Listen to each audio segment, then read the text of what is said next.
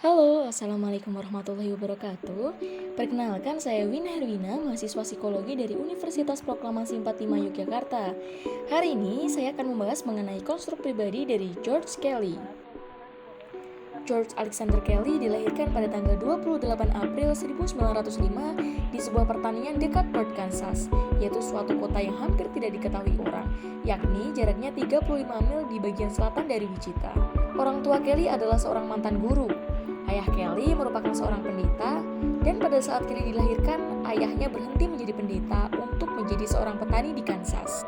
Kedua orang tuanya sangat berpendidikan, dan keduanya telah membantu pendidikan formal anak mereka. Sebuah keadaan yang sangat beruntung bagi Kelly karena riwayat bersekolah Kelly cenderung tidak dapat diandalkan. Kelly adalah salah satu tokoh psikologi yang bergelar sarjana fisika dan matematika.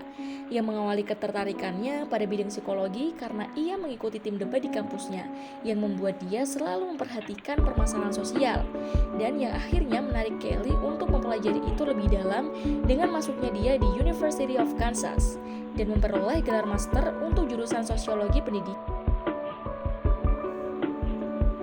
Ketika di Fort Hays State, Kelly merumuskan suatu teori kepribadian yang akhirnya pada tahun 1955 ia menerbitkan hasil kerjanya yang paling penting, yaitu The Psychology of Personal Construct.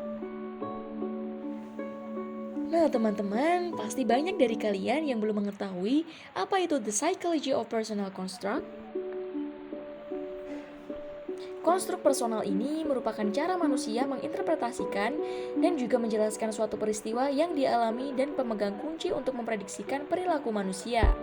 Perilaku ini tidak menjelaskan alam, tetapi bagaimana sebuah teori mengenai konstruksi manusia terhadap peristiwa-peristiwa, yaitu pencarian pribadi mereka ke dalam dunia mereka.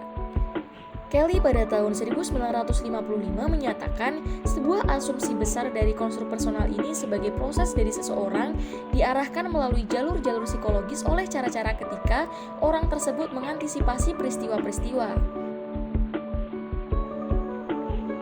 Gambaran kepribadian Kelly. Yang pertama, teori kepribadian Kelly memiliki dasar terkait dengan pikiran individu, yaitu kognitif.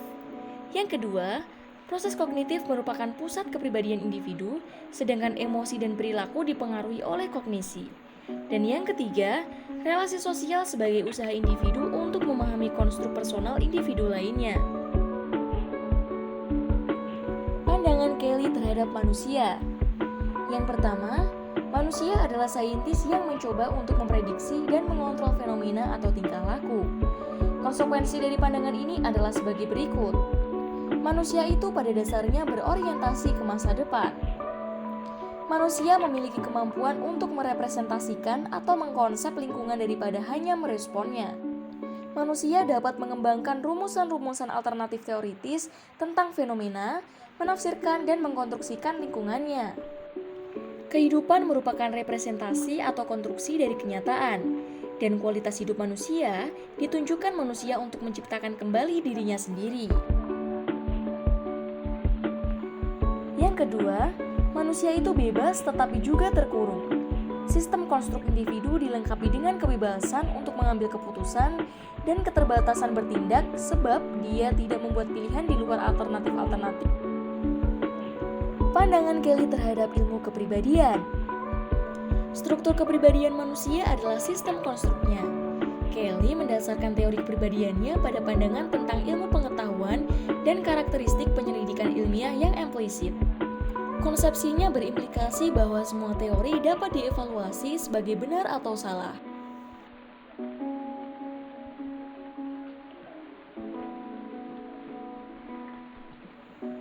Kelly memandang bahwa semua konstruk itu dikotomus, masing-masing mempunyai persamaan dan perbedaan. Dalam mengkonstruk peristiwa dapat digunakan konstruk dari segi kualitas dan kuantitasnya. Kelly mengukuhkan bahwa konstruk itu tersusun dari dua kutub atau kombinasi, persamaan, perbedaan. Dengan kata lain, bahwa kita tidak dapat memahami hakikat konstruk seseorang apabila kita hanya menggunakan kutub persamaan atau perbedaan. Struktur kepribadian Kelly. Yang pertama, variabel struktural kunci dalam teori kepribadian Kelly adalah konstruk personal. Yang kedua, konstruk adalah konsep yang digunakan untuk menginterpretasikan atau menerjemahkan dunia. Yang ketiga, paling tidak ada 3 elemen yang perlu untuk membentuk suatu konstruk. Yang keempat, 2 dari elemen tersebut harus dipahami sebagai yang berbeda dari 2 yang lain. Dan yang terakhir, dalam memahami 2 elemen diterjemahkan sebagai yang mirip membentuk similarity pole konstruk tersebut. Cara di mana mereka berlawanan dengan elemen ketiga membentuk konstruk pole. 11 tipe struktur kepribadian menurut George Kelly. Yang pertama, construction corollary. Individu mengantisipasi peristiwa di masa depan dengan berdasarkan interpretasi terhadap tema pengalaman yang berulang. Kedua, individuality corollary. Perbedaan individu membuat manusia berbeda-beda dalam membuat konstruk atau suatu peristiwa. Yang ketiga, organization corollary.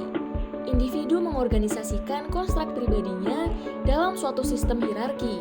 Yang keempat, dichotomy corollary. Sistem konstruk manusia terdiri atas sejumlah konstruk dikotomis yaitu baik buruk. Yang kelima, choice corollary.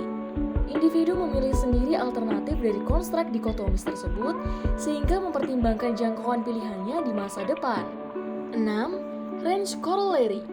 Suatu konstruk hanya dapat digunakan untuk mengantisipasi peristiwa tertentu saja. 7. Experience corollary. Sistem konstruksi manusia berubah sebagai hasil dari pengalaman manusia yang berubah. 8. Modulation corollary. Variasi dalam sistem konstruk dibatasi oleh peresapan konstruk tersebut, terlalu mudah atau terlalu sulit menyerap sesuatu. 9. Fragmentation corollary. Manusia dapat mentoleransi berbagai subsistem konstruksi yang bertentangan satu sama lain tanpa memodifikasi konstruk keseluruhan. 10. Commonality corollary. Individu dapat menerapkan konstruk yang sama dengan orang lain jika proses psikologisnya sama. Dan yang terakhir ada sociality corollary. Individu membentuk proses konstruksi dari orang lain, sehingga dapat berperan dalam satu proses sosial yang melibatkan orang lain. Teori kepribadian Kelly, aplikasi klinis psikopatologi.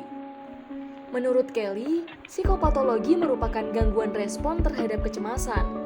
Psikopatologi meliputi konsep-konsep aggression, hostility, guilt, yaitu yang pertama, aggression. Agresi itu melibatkan elaborasi aktif bidang persepsi seseorang. Agresi memiliki 2 kutub, yaitu kutub inisiatif dan kutub yang kaku.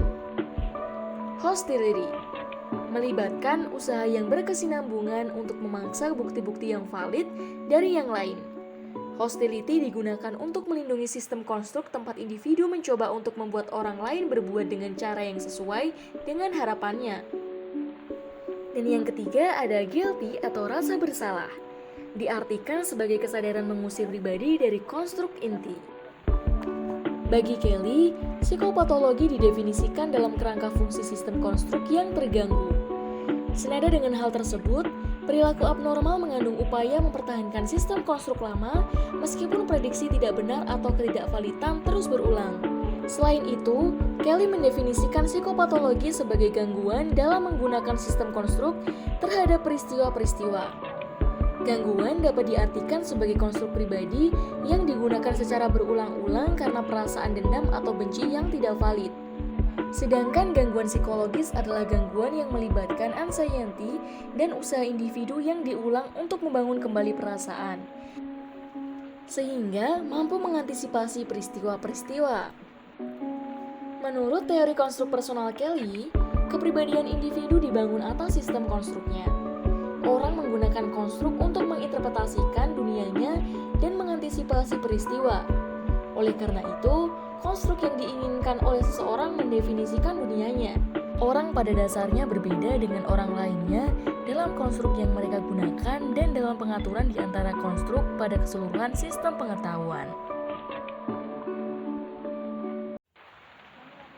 Nah, itu dia teman-teman pembahasan mengenai teori kepribadian konstruk pribadi dari George Kelly.